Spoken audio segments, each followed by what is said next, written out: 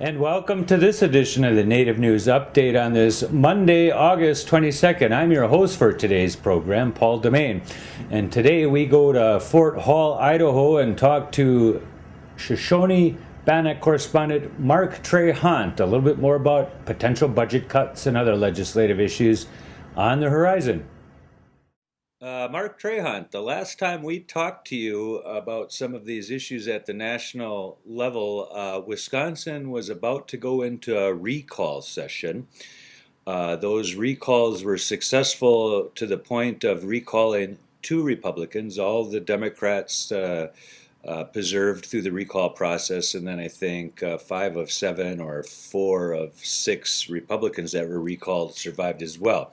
Net shift is in the state Senate. 16-17 with the Republicans still in control, but had the union busting bill be presented now, there was one state senator who voted against it. It would have gone down 17-16 against it. We wouldn't have had that legislation passed in the state of Wisconsin proposed by Walker and the Republican administration, basically affiliated with the Tea Party. Today I got your column. It makes me gasp a little bit about some of the potential budget cuts coming down the pike. Tell us what you know about them. You're saying it's called Double Down, Watch Out Tribal Governments. Right. The Office of Management and Budget last week kicked out a memo, and it said federal agencies should prepare 2 budgets for the next cycle. One budget would be with 5% budget cuts. The second would be with 10% budget cuts. And either of those would be just extraordinary. And I use the BIA as an example. If the agency were to hit with those, what kind of cuts we're looking at? We're looking at layoffs of maybe 900 federal employees. And I would put probably 2 to 3 times that at the tribal level for 638 contracts and such. There's going to be a lot of pressure from tribes and other constituencies that say, this program needs to be preserved at its present budget level, no 10% cuts. Therefore, some other program's going to have to be cut, 20% or eliminated. And the Office of Management and Budget is just kind of like a proposed guidance organization. It says, here's maybe what you can do. What's going to happen when it hits the budget cuts actually hit the street and the person holding the scalpel starts carving away? Well, you're right. I mean, the whole idea of what the administration's calling double down is that a program that creates jobs or is effective, you should put twice as much money into and then pay for it by cutting even more in some other program. And I went through the Bureau's budget to get a clue about where that might occur. And it's really hard because almost everything has been going up, partly because of the stimulus money. So it's hard to see what they've already identified as programs that would be at risk. One that I think would really be at risk, and I didn't put it in the column, but I'm certainly going to watch it from now on, is higher education. The Bureau of Indian Affairs, Bureau of Indian Education, higher education budget is not an obligation. It's something they could get rid of, and it would have really profound consequences. But I would hope that they'd start now with a transition to start thinking about how to move it to another sector. Is this education within the Bureau of Indian Affairs or Indian education within the Department of Education? No, this is in the Bureau of Indian Affairs, and it would be Haskell, SIPI, that sort of thing. Lacoudere, maybe? It's a BIA authorized school funded together with several different sources of funding. Now, is that secondary or is that college level? K through 12, we have a college K here through as well. 12 will be different. College level is where I think they'll really hit hard because it's not necessarily a treaty obligation. Treaties talk about education, and it's kind of assumed that that means K through 12. Okay, that's interesting that education stops at the 12th grade at some point, at least in terms of treaty obligations. Well, and it's really unfortunate because if you look at the cost effectiveness of tribal colleges, they're about as good as you get with your bang for the buck. And in an era when jobs are at risk, it seems very, very logical to put more money in there, not less. Very prudent because here locally, that's the higher education facility for the entire county. You go over there, and half of the people that are there are non-natives getting education, commuting from home nearby, returning adults, and so I think the bang the bang for the amount of bucks gone into it is tremendous because you save that commuting and high tuition that typically comes with other prestigious universities. This is across the board. The issue about the leadership question here in the state of Wisconsin is a lot of people were looking at it. A lot of people thought, oh, it's going to be easy. The recall is going to be a blowout. It didn't happen that way. Basically, what it said is we are a state that's thoroughly divided. The political question is whether or not the state's still going to recall Scott Walker as the governor here and try to coincide it in a way that's going to make sense to the politics of that. In other words, they don't want to recall during the primary when you might have a dozen Republicans running for presidential primary. It's more likely they want to get it timed so that it comes to coincide with the next general election. Right. Obama versus Mitt Romney, Michelle Bachmann, or Rick Perry.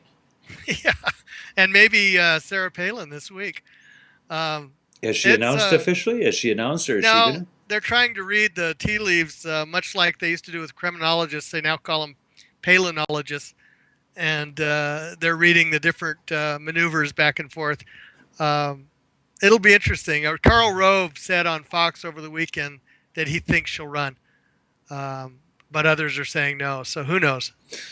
The issue of budget cutting is just beginning to come home at the state level and the federal level. All these changes in legislation, there's been huge battles, but the impact has not reached home yet, other than the fact that this is the first summer in some time that they didn't have summer school at the community college because the money wasn't there, as typically had been. What are we looking at here in the next 6 months, and when do the impacts of some of these budget cuts begin to come home to roost? I think the impacts will start by October 1st, and a lot depends on what the super committee does. But there still have to be another continuing resolution or budget for October 1st from the Congress. And that's going to be back to the same old fights we've been having. I pointed out in the column, and I think this is probably the most bleak part of it, is that as bad as it is with the administration's proposals, that's the best we're going to get. It's only going to go down from there. And so I think we need to get tribes ready for a really tough time. It may be that even some of the Republican proponents are going to be under a tremendous amount of fire from their own constituencies as those, what is it? Is it tobacco subsidies? Is it ethanol subsidies? People are going to have to pick and choose, and the battle is going to be over who gets the credits, who gets the write-offs, who gets the investment equity in a whole host of programs. Exactly. Where are they going to rein in outside of the Bureau of Indian Affairs? What is it going to be? Well, I think that's another big risk is you look at programs, say Environmental Protection Administration, and you look at the Indian Desk, and you're looking at 5 to 10% cuts across that agency. They're going to say, how important are Indian desks? And here's the spin they'll say, we're going to fold Indian programs into the rest of the operation to do it more cost effectively. And all of a sudden you lose your advocates, you lose your knowledge in some cases. I guess in some cases when you fold in, they're still there, but they're rendered kind of at the bottom of the priority list rather than at the top of the list of what needs to be protected or cleaned up in Indian country. Where does job creation come into this formula? Boy, that's a good question. That's one we should be watching closely to see what they're figuring. I mean, where the administration has put money is in criminal justice, and I suppose that does create jobs, but it sure doesn't to me over the long haul. That's something that's more punitive than actually creation. Lots of anxiety in the stock market. Not that tribal people have a lot of stocks and bonds, but a lot of them have invested income in retirement funds established by tribal governments. Stock market is down quite a bit here in the last couple weeks. How's that impacting? I think it fits in with this whole idea of going through a contraction and this period of major contraction. And whether it's the stock market or spending on construction or government resources, it's just a world of less. And that's going to be tough for populations that are growing like Indian country.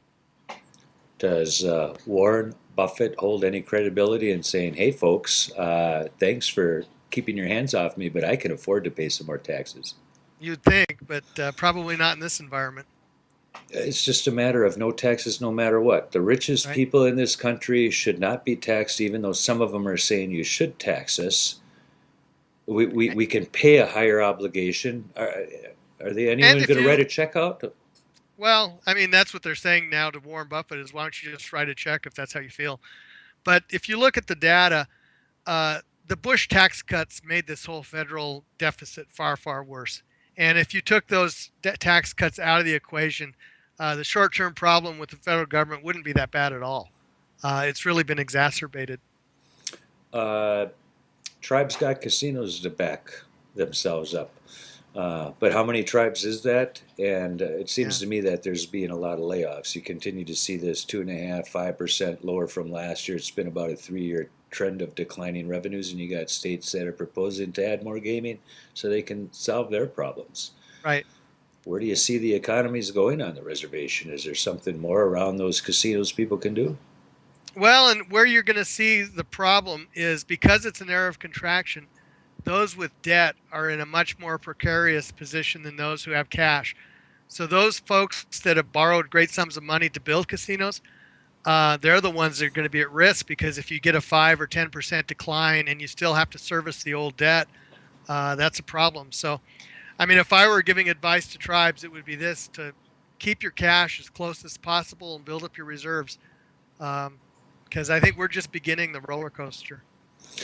Okay, well, we'll have to keep an eye on all of that. You were to D.C. Recently. Is there anything you can tell us about that trip, or is it a deep secret? That's not a deep secret. I was at the Nixon Library in California. Oh, California! Wow, It's by reading an all about ocean. the 1970s. Amazing period of time. It just you look at so much of now what we're going through in terms of federal agencies across the board, and that really has its roots in Nixon. And Nixon just said the BIA should not be the end all. Let's get the whole federal government to work on Indian issues, and that worked for a long time. It's a similar proposal for colleges and universities. Rather than segregating everything into Indian issues, policy, or a track, music tracks have native music. Federal government has state, tribal, federal government, rather than putting it in a little box, spread it out a little bit. But maybe that's going to help us from even deeper cuts if that philosophy hadn't pervaded the Nixon administration. Right. Fairly right. progressive. Is that what you're looking at? The Yes. era of Indian legislation that came out of there? Yes. And the whole idea of what made the Nixon administration different. It wasn't Nixon that was pushing a lot of this. It was Nixon a bit, but it was also John Ehrlichman, Right. and they just had a great team. Brad Patterson, Leonard Garment. They had a real commitment from within the administration in a way that we just haven't seen before. Good talking today. We're running out of time. We'll talk to you again soon, Mark. Sounds good. And that is the latest roundup of news from Indian country on this edition of the Native News Update. Come join us again soon. Miigwech.